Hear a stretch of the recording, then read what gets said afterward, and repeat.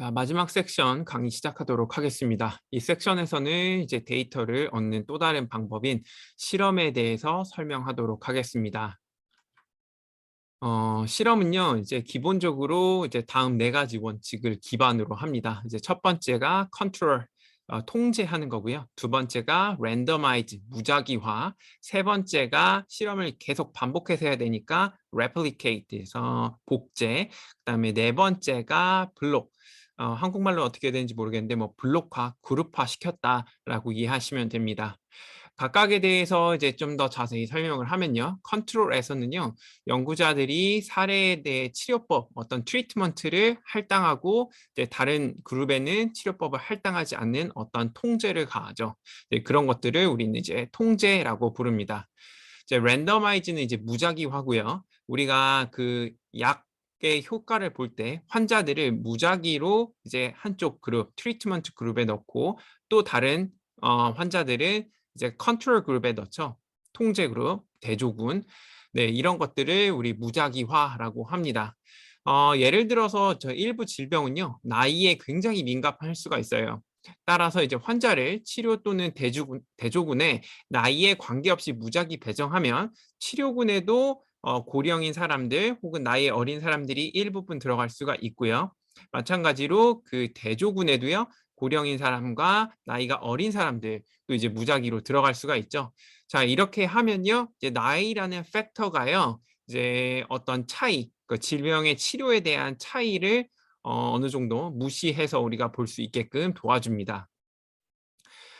replicate 이제 복제는요, 뭐 방금 말씀드린 것처럼 실험 데이터는요, 많으면 많을수록 분석이 용이해져요. 그래서 이제 데이터를 많이 얻는 게 좋겠죠. 그래서 이제 같은 환경에서 계속해서 이제 전체 연구를 반복하는 것을 우리 replicate이라고 부르고요.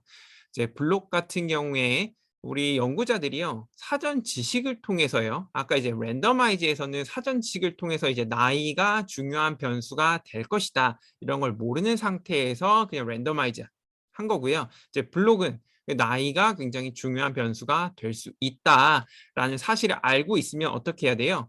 고령인 사람 따로, 나이가 어린 사람 따로, 그 다음에 중간층 또 따로 이런 식으로 블록 혹은 그룹화를 해가지고 실험을 각각 진행하면 좋겠죠. 자, 그런 것들을 우리가 블록이라고 합니다.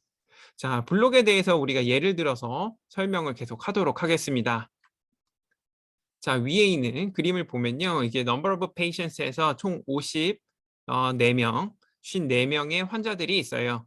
그러면요. 우리가 이 경우에 low risk patient랑 high risk patient를 우리가 뭐 나눌 수 있는 기준이 있다고 할게요. 뭐 쉽게 얘기해서 그냥 나이가 어린 사람과 나이가 많은 사람 둘 간의 차이가 있다고 생각해서 그룹을 일단 먼저 나눠줍니다.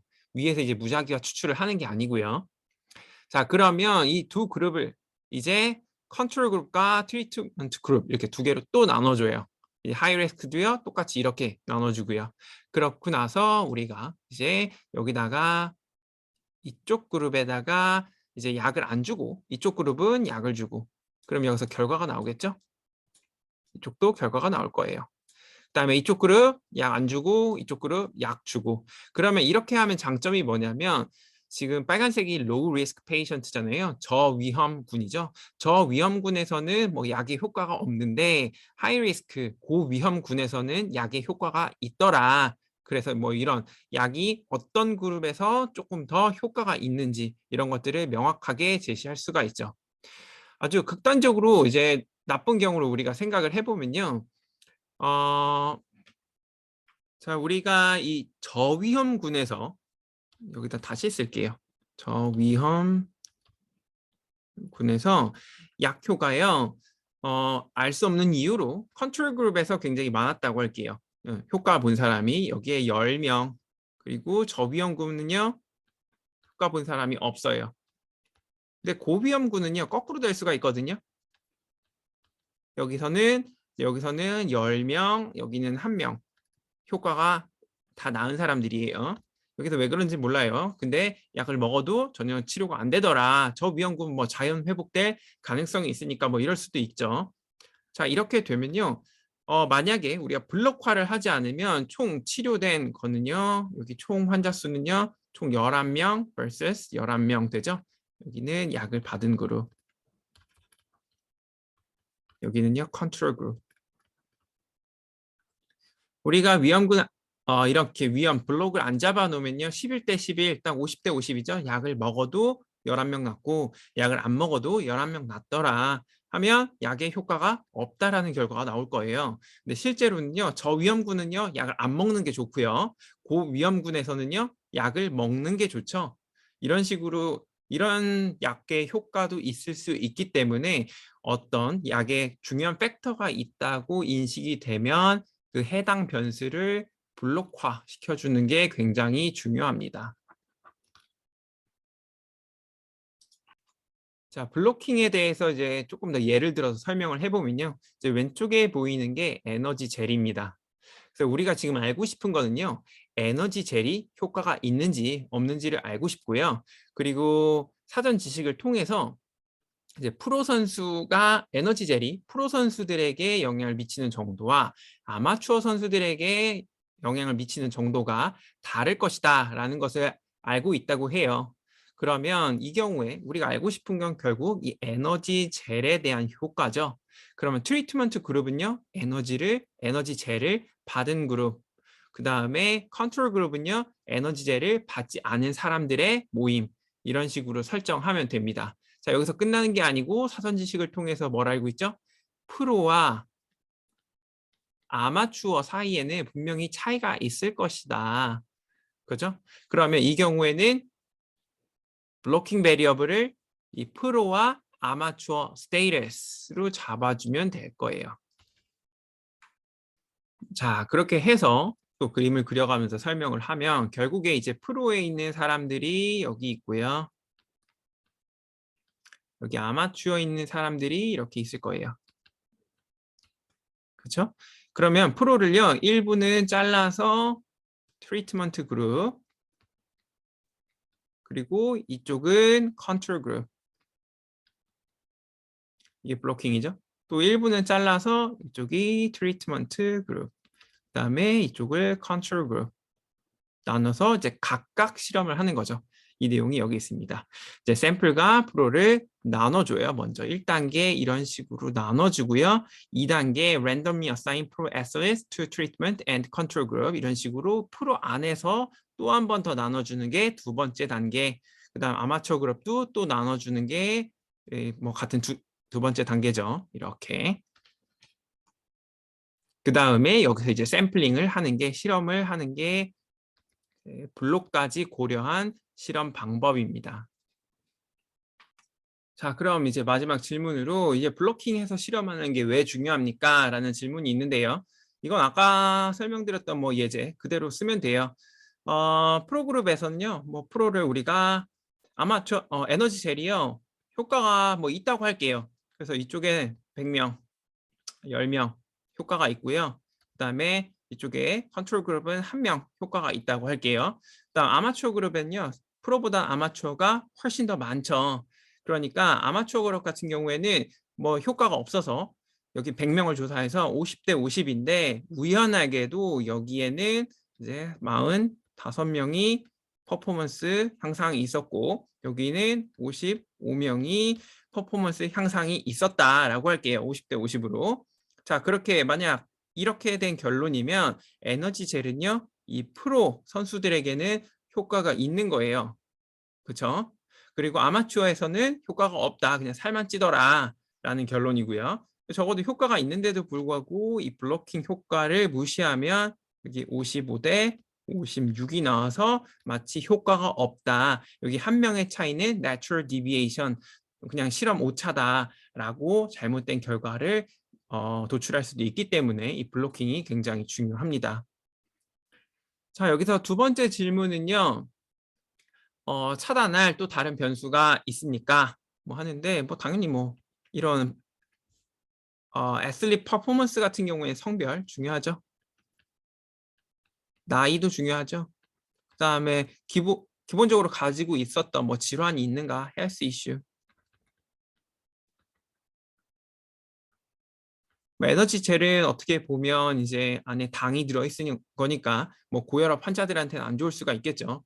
뭐 이런 것들을 우리가 또 블로킹을 해서 실험을 해야 된다라고 또 생각해 볼 수가 있습니다. 자, 이제 실험에 대한 간단한 설명이 끝났으니까 이제 예제 같이 한번 풀어보도록 합시다. 자, 문제부터 읽어보면은 그 빛에 대한 레벨과 소음 수준이 학생들의 시험 성적에 미치는 영향을 테스트하기 위해서 연구를 한다고 해요. 자, 그래서 해당 연구원이 빛과 소음 수준이 남성과 여성에게 다른 영향을 미칠 거라고 또 생각을 한답니다. 자, 이렇게 되면은 우리가 알고 싶은 거는요. 결국에는 이제 GPA 이거죠. 시험 성적. 시험 성적이 하나의 변수고요. 변수부터 그냥 다 쓸게요. 두 번째, 빛의 레벨. 빛 그냥 이렇게 쓸게요. 라이트 이것도 레벨별로 변수가 들어올 거고요. 그다음에 세 번째, 소음이죠. 그리고 이제 네 번째 변수는 성별입니다. 자, 그러면 이제 각 변수에 대해서 역할부터 우리가 따져봅시다. 시험 성적은 우리가 관심 있는 거죠. 뭘 변했을 때 시험 성적이 얼마만큼 어떻게 변하는가. 그러니까 이게 response variable이에요. 그렇죠? 빛은요, 우리가 통제를 가하면서 컨트롤을 가하면서 계속 변화를 줄 거예요. 어떻게 보면 explanatory variable, 설명 변수, explanatory. 소음도요 마찬가지로 우리가 통제할 대상이에요. 계속 변화할 거죠. 그다음에 성별도요. 우리가 통제하는 대상인데 지금 알고 싶은 건 성별에 따라서 시험 성적이 어떻게 달라지는가 이게 주 목적이 아니에요.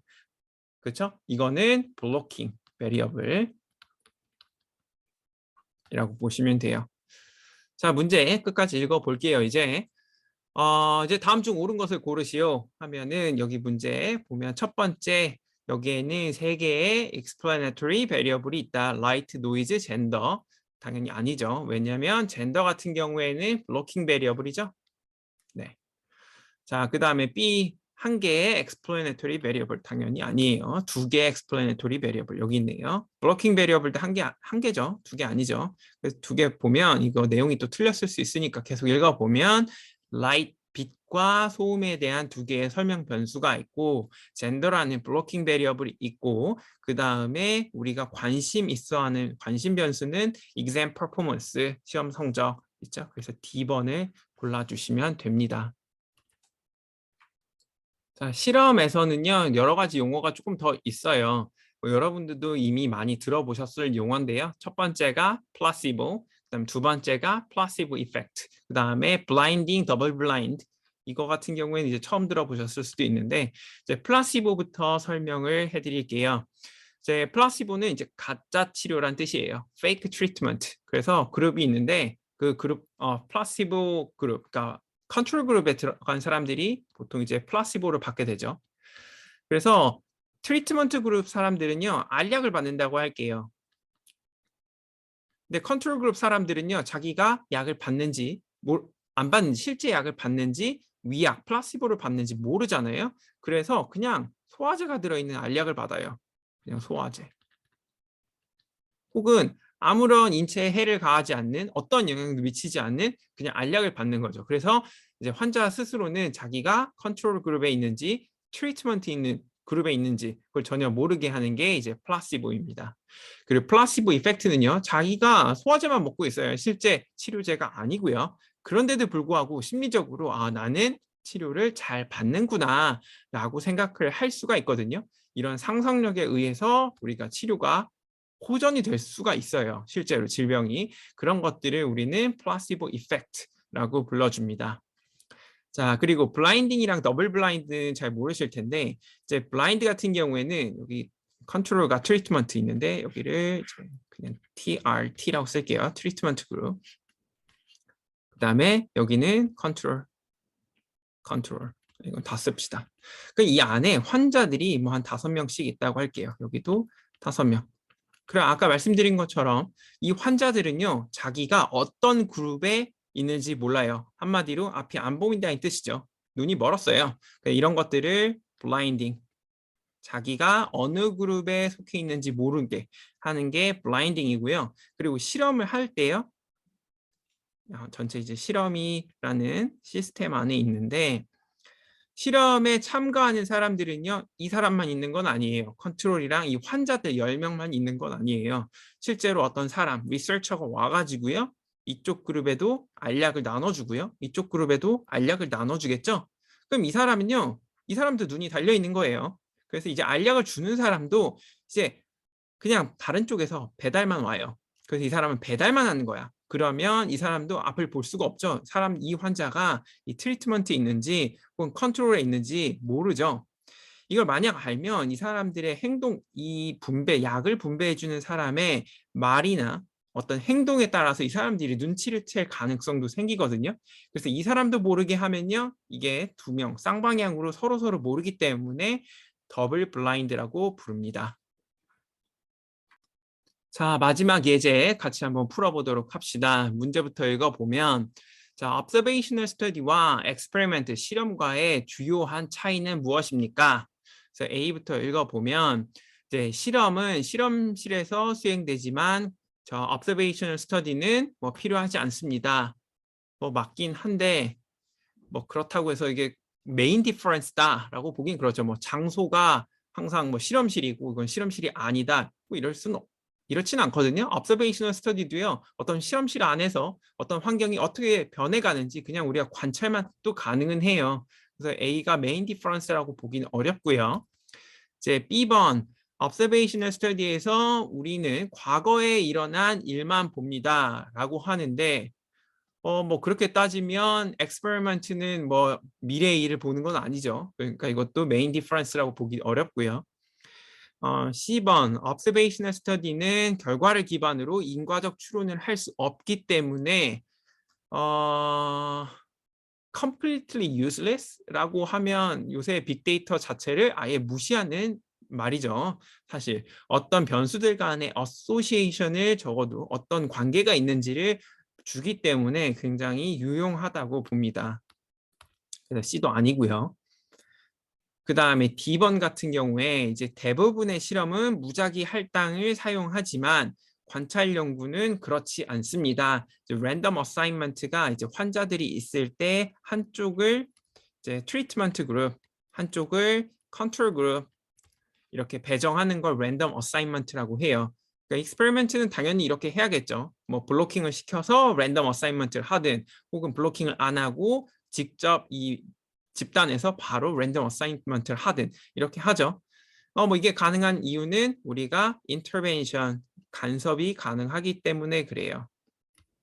하지만 observation study에서는 그런 거 안 하죠. 그 D가 사실 메인 디퍼런스라고 보시면 돼요.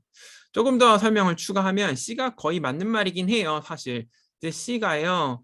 만약에 익스페리먼트 그러니까 실험을 통해서 얻은 데이터는 causal inference에 더 용이하고 observational study로부터 얻은 데이터는 causal inference를 하기에는 조금 어렵다라는 문구였다면 아마 C도 정답이었을 거예요. 근데 여기서는 completely useless라고 해서 정답이 아닙니다. 그래서 D번만 골라주시면 돼요.